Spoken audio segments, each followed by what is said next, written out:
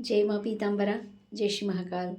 सनातन धर्म प्रेमी भक्तजनों, आज धुरंडी महापर्व की आप सभी को शुभ मंगल कामनाएं। असत्य पर सत्य की विजय का यह परम पतित पावन त्यौहार है। भक्तजनों, आप सभी को पता है कि हिरण्यकशिपु ने अपने पुत्र को बार बार मार देने का प्रयास किया।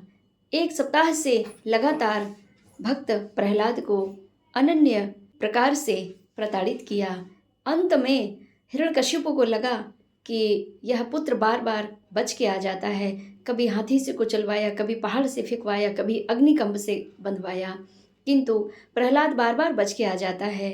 लेकिन इस बार तो हिरण्यकशिपु ने अति ही कर दी। मन में ध्यान आया, हिरण्यकशिपु के मन में यह बात आ गई कि अब पुत्र प्रहलाद को जला देना चाहिए। तब हिरण्यकशिपु ने अपनी बहन होलिका को बुलवाए और कहा कि होलिका, तुम यह पुत्र को अपनी गोद में रख करके अग्नि भस्म कर दो, क्योंकि हिरण्यकशिपु को पता था कि उनकी बहन होलिका को अग्नि में न जलने का वरदान प्राप्त है। लेकिन ईश्वर की माया, जो भक्त ईश्वर की शरणागति होता है, भगवान की शरणागति होता है, माँ शक्ति की शरणागति होता है, भगवान के भक्त रूपी दिव्य आत्माओं को, उन्हें तो ना कोई जला सकता है, न मार सकता है, न काट सकता है। वे सदैव परमात्मा की याद में लीन रहते हैं। सदैव प्रतिपल उनका जीवन आनंद और मंगलमय होता है।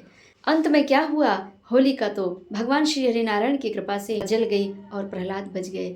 इसी प्रकार जो भक्त भगवती ब्रह्मास्त्र महाविद्या की शरण में होते हैं, यह संसार की माया से मुक्त रहने के लिए, संसार में रहते हुए इस माया जाल से मुक्त रहने के लिए परमात्मा के श्री चरणों में प्रतिपल समर्पित रहना चाहिए और इस शरीर से इस संसार वालों के लिए सेवा भी करते रहना चाहिए। तो जीवन में कभी अहित नहीं होता। जो मनुष्य आपके साथ अहित करना चाहता है तो जस्ट डबल होकर के, दो गुना होकर के उसका ही अहित होता है। यह यथार्थ सत्य है। जय माँ पीताम्बरा, जय श्री महाकाल।